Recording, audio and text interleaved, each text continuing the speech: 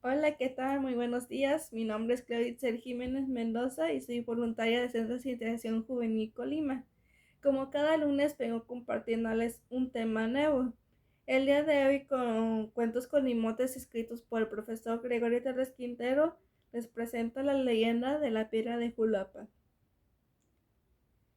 Al noroeste de la ciudad de Colima y a distancia no muy larga, apenas la suficiente para que los montes se vean azules, se eleva un cerro largo bastante elevado llamado de Julapan, en cuya falda y casi la mitad del flanco se levanta una enorme roca que por la escasa distancia no se alcanza a colorear bien de azul. Dicha roca se destaca sobre el fondo índigo de la montaña como una erguida e inmensa catedral. Tan notable peñón es de aquellas cosas que no escapan a la mirada de nadie, y yo, desde muy niño, lo contemplaba con cierto místico respeto por las relaciones fabulosas que tocante a él corrían de boca en boca entre los rapaces de mi edad. No guardo recuerdos precisos de todo lo que entonces oí decir, pero hay uno que ha persistido imborrable a través del tiempo y a él me voy a referir. Al pie del cerro existe un pueblo de indios llamado también Julapan, y me decían, cosa que aún es corriente en aquellas regiones, que la piedra queda exactamente arriba del pueblo, a gran altura, y que para evitar que ruede hacia el Villorrío que aplaste a toda la población, los indios la tienen sujeta con cables y aún con cadenas. Y esa precaución data de tiempo inmemorial. Y aún me decía que esa amenaza sin, sin, sempiterna era la enseñanza de castigo por no sé qué graves crímenes cometidos contra los dioses por los moradores en épocas lejanas. La tradición al llegar allí se oscurecía, se borraba y más bien se truncaba dejando el alma del oyente el peso de un gran misterio. Y yo, al contemplar desde lejos la inmensa roca erguida, me imaginaba las enormes cadenas, los nudos cables y gruesos como troncos de árboles, largos como centenares de varas y tirantes como cuerdas de arpa, sosteniendo el gigantesco monólito, pero comenzando a podrirse por los viejos. ¿Qué será del pueblo y de su gente si la piedra cae? Me preguntaba interiormente, y sentía oprimirse mi alma de niño al pensar en la tremenda catástrofe. ¿Pero por qué no se van los indios de allí? Preguntaba a los compañeros de mi infancia. ¿Por qué no se van a otra parte? ¿Por qué no pueden? El castigo consiste en que allí han de estar, con la piedra encima, amenazando caer eternamente, y no sabe si ha de caer de día o de noche. Y nunca pude penetrar la razón de aquello. Cuando crecí, siendo adolescente, hice un viaje a caballo hasta más allá del cerro de Julapan.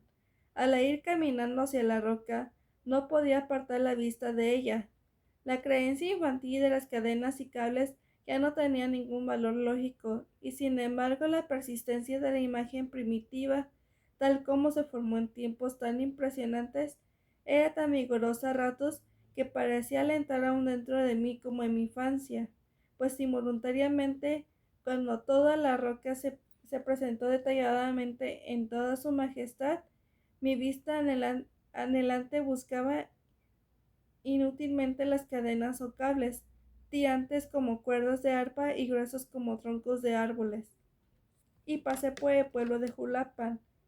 Los indios, indiferentes a la existencia de la piedra, se dedicaban tranquilamente a la operación de preparar las hojas de la palma real que habían de servir para la fabricación de sombreros. Por donde quiera en la falda de los cerros, la vista descubría la grácil palma real moviendo sus grandes y flotantes abanicos, y los indios cortaban las hojas antes de que se extendieran y antes de que abrieran sus abanicos, antes de que los rayos del sol las tiñeran de verdes, para que al ser secadas en los patios de las cabañas conservasen el nítido color blanco de sus dobleces virginales, y por eso son tan blancos. Los sombreros que se fabrican con ellas dejan el pueblo a mi espalda, pero pero de tiempo en tiempo volvía irresistiblemente la vista para contemplar. Allá arriba, la roca inmensa verticalmente elevada, mostrando sus enormes fracturas y su áspera cresta, la, la roca, sin embargo, no estaba suelta para que hubiese dado lugar a aquella leyenda. Salía del cerro como un brote peñascoso, elevándose a gran altura. Estaba clavada en el flanco de la montaña, y apenas si en su parte superior se divisaba una que otra planta como higueras silvestres, magueyes y cactus. Más tarde, siendo hombre, volví por aquellos lugares y me detuve en un pequeño rancho casi inmediatamente abajo de la piedra desde el corredor de la cabaña del propietario. Se distinguía perfectamente el enorme peñasco.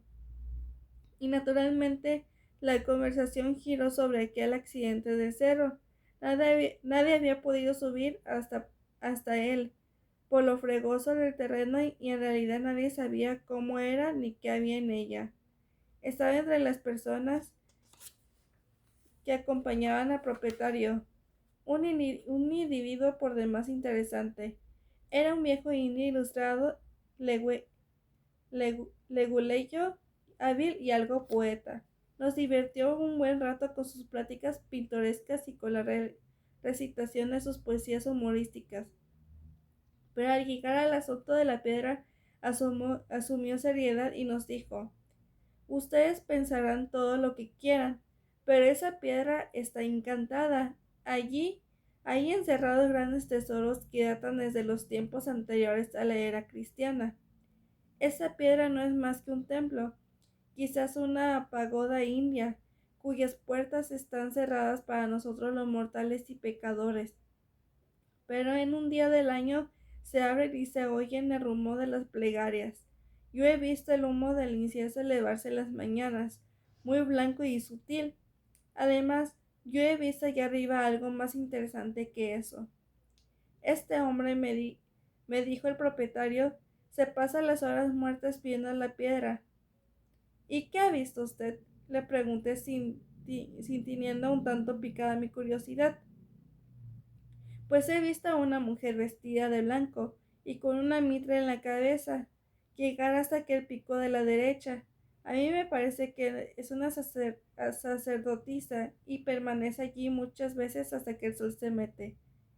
Cuando has crecido ver eso, habrás estado bajo la influencia del alcohol, le observó el propietario. Nada de copas, en mi pleno juicio, y más notable es que me haces señas. Nos reímos de buena gana, pero el leguleyo se mosqueó. Ustedes no son capaces de comprender, nos dijo en tono solemne, la sublimidad está en esa piedra y el gran misterio que encierra. Los años pasaron y un día me dijeron: ¿sabe usted por qué se hizo rico el dueño de la hacienda del Platanarillo? Contesté que lo ignoraba. El dueño de esa hacienda, situada, como usted sabe, al dar vuelta al cerro de Julapan, en la cañada del río San Palmar, era antes un pobre maestro de escuela.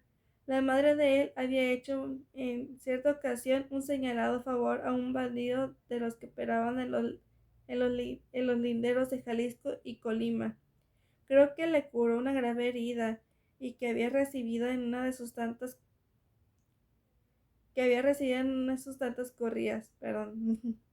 Pero como el que anda en el peligro, él perece, como dice la fábula. Una noche, como si moribundo, llegó a caballo al jacal de la señora. Comprendió que iba a morir. Le reveló la existencia de un tesoro en la piedra de Julapan. No se sabe si el tesoro era producto de sus latrocinios o de otro origen, pues hay que decir que tal bandido era perfecto conocedor del cerro y de todos sus rincones. El bandido murió, y el hijo de la señora, siguiendo las indicaciones del difunto, encontró el tesoro en una cueva de la piedra de Juluapa. Dejó la maestría y compró la hacienda. Pero aquella piedra ha seguido siendo centro de creencias fantásticas. El dicho del leguleyo ha tenido, según parece, casi su completa comprobación. La relación es estupenda, y aún así se citan nombres. La relación se remonta a tiempos muy viejos, a un siglo antes de Jesucristo. Se habla de un rey mexicano llamado Ix, nombre que en azteca significa ojo, que gobernaba en el antiguo reino de Colimán. Era rey poderoso que ejercía con completo dominio sobre una rica y vasta comarca. Su capital era ciudad brillante y hermosa, llena de soberbios palacios y suntuosos templos, y rodeada de altas murallas como jardines colgantes como los de Babilonia. La corte de aquel rey era lujosa como las cortes de Oriente. La fama de Ix y de su pueblo llegó hasta las remotas tierras asiáticas, lo cual no es difícil comprender si se tiene en cuenta que por aquellos tiempos las flotas del Celeste Imperio cruzaban frecuentemente las vastas regiones del Grande Océano y llegaban hasta las costas americanas a comerciar y a veces a guerrear.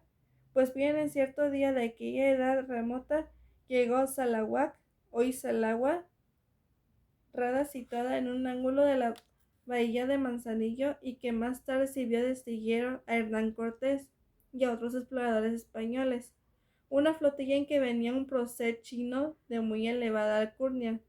Su nombre era Wang Wei.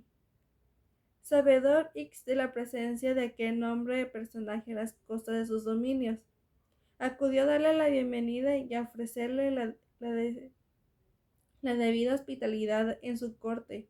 El magnate chino aceptó la invitación con agrado y fue atendido en Colimán con todas las exquisitas consideraciones correspondientes a su rango. Al salir un día de paseo, Wang Wei miró hacia el cerro de Xolopan, hoy en día, fijando su visita en la gran peña que da un punto de su falda destacado imponente. ¿Qué es aquello?, preguntó a X. ¿Es algún templo? ¿Es acaso una tumba? No es ninguna de las dos cosas, respondió el rey, pero vuestras preguntas me han indicado que bien puede llegar a ser. Eso que veis, alguna de las dos cosas o ambas a la vez, es una piedra que existe desde que nació el mundo. Mis más remotos antepasados la vieron siempre allí. ¿Habéis pensado en la muerte, amigo X? Soy demasiado joven para pensar en ella. La muerte no es propia de los viejos. Acecha también a los jóvenes y aún a los niños. Os preguntaba esto porque se me ocurre una idea. Aquella piedra tan notable a la vista sería un buen momento para guardar el sepulcro de un rey del país tan poderoso y magnífico como vos. Después de algunos días de grata permanencia en Colimán, Wang Wei volvió a sus naves y antes de irse hizo traer de su buque insignia un riquísimo regalo, consistente en joyas de Oriente en que abundaban las perlas y los diamantes, y lo entregó a X como amistosas palabras. X correspondió a aquel presente con otro de joyas del país y con el regalo de 10 bellísimas esclavas. No fue aquella la única vez que X y Wang se vieron. Su mutua amistad se fortificó con nuevas entrevistas en el transcurso de los años. Wang Wei, como gran almirante del Celeste Imperio, recorría con sus poderosas flotas el gran océano y gustaba de visitar cuando en cuanto a su amigo X. Este debió haber tenido muy en cuenta la sugestión relativa al sepulcro, pues la tradición expresa, mejor dicho, documentos auténticos, que cuando murió fue embalsamado su cadáver y luego inhumado en un magnífico sepulcro abierto en la roca de Julapan.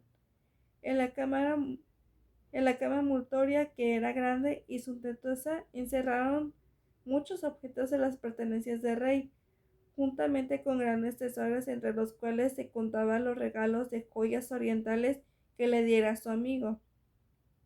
¿Que cómo se ha sabido todo esto? Dícese que en un museo de Europa, el conde de San Dionisio encontró una lápida grabada con caracteres chinos, en la cual, después de graves estudios que duraron meses, encontró noticias de la tumba de X y de la entrevista que este rey tuvo con Wang Wei, almirante chino.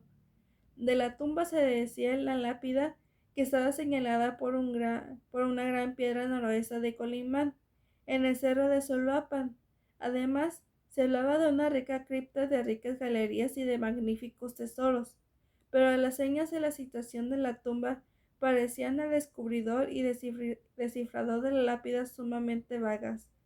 Una roca al noroeste de Colimán, y en un cerro. Hay tantas rocas al noroeste de un lugar que juzgó imposiblemente identificar el sitio en que X había sido sepultado con sus tesoros. Además, el antiguo Colima desapareció hace muchos siglos, y la Colima actual no ocupa el lugar de la antigua corte de los reyes colimotes, y el conde de San Dionisio acabó por no dar importancia práctica a su descubrimiento. Pero al regresar a Europa de un viaje que hizo al Perú, resolvió visitar de paso a nuestro país, desembarcando en Manzanillo y viéndose obligado a detenerse en Colima por, por pocas horas, y sucedió que al asomarse a una ventana del hotel en que se alojaba, su vista fue inmediatamente atraída por la gran piedra de Julampa que se destacaba imponentemente sobre el oscuro índigo de la famosa montaña. ¿Qué es aquello?, preguntó el camarero. Es la piedra de Juluapan. Un rayo de luz entró en su cerebro, y no le del recuerdo de la lápida y de la versión esculpida en caracteres chinos. Tal vez Juluapan y Soloapan son la misma cosa. Tal vez el que mandó grabar la lápida juzgó inútil dar señas precisas de la tumba, puesto que la piedra es de aquellas cosas que llaman desde luego la atención por sí solas. La roca además estaba al noroeste de Colima. Después de serias reflexiones, se convenció plenamente de que aquella era la piedra que hablaba la relación china. En consecuencia, se dirigió de incógnito al cerro legendario, y allí, ayudado de algunos indios, hizo cuidadosas exploraciones en la piedra y en torno de ella. Los indios creían que el extranjero lo hacía todo por una simple curiosidad, pero él resultó que fue completamente satisfactorio, y que el conde francés halló la cripta en donde reposaba la momia de X. 3 galerías adyacentes y que se comunicaban con la Cámara Real estaban materialmente llenas de objetos artísticos y de gran valor. La momia tenía múltiples collares de riquísimas perlas, y a su lado, en el propio sarcófago, había varios códices y bien conservados. En uno de ellos había, junto a los jeroglíficos aztecas, caracteres chinos a maneras de traducción. Leyendo a estos, supo que Wang Wei y de su amistad con Nix, según se había expresado ya.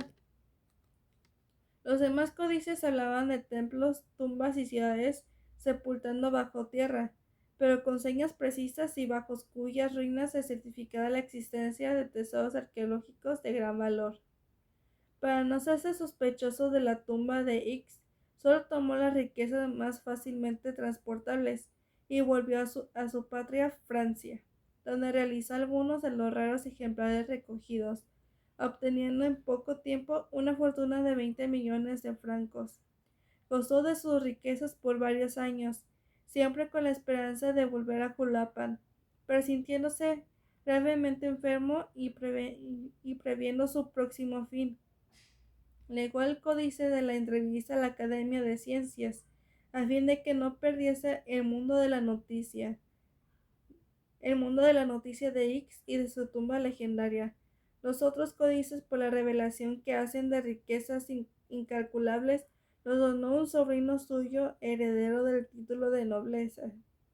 El conde murió con la sonrisa en los labios y la mirada del alma fija en la iniesta piedra de Julapa. Oh brillante rey X, que pensaste dormir tranquilamente bajo tu gría tumba de colosal peñón, en donde solo pueden anidar las águilas. ¿Qué eran los dioses tuyos y los de tus antepasados, que nadie más penetra en tu mansión sagrada a turbar tu sueño de gran rey? Y por el momento es todo. Estuvo un poco larguita la historia, la leyenda, pero espero que haya sido de su agrado. No me quiero despedir sino antes desearles un feliz día del amor y de la amistad. Espero que se la pasen muy bien.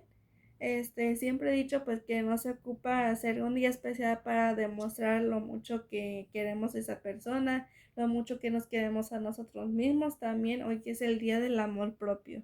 Así que les mando un fuerte abrazo, sé que estamos pasando por momentos muy complicados aquí en Colima, así que ánimo, no están solos, les mando otro abrazo, otro fuerte abrazo y nos estaremos viendo la próxima semana con otro cuento que se llama La Ciudad Encantada. Pueden estar pendiente de aquí, de la página de Centros de Integración Juvenil Colima, y ahí mismo estaré compartiendo el flyer del próximo tema de los cuentos. También los invito a que se queden a ver los Facebook Live de mis compañeros, que también son de suma importancia y también nos dan ¿cómo se dice? Como enseñanzas, aprendemos muchas cosas de ellos, como tanto psicología, nutrición, dibujo, cómo llevar a cabo nuestras vidas en estos tiempos de COVID, ¿verdad? Cómo superarlo y cómo salir adelante.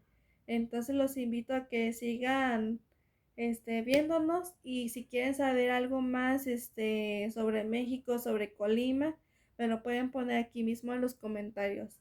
Muchas gracias por conectarse el día de hoy, por verme el día de hoy, y nos vemos la siguiente semana. Hasta luego, bonito día.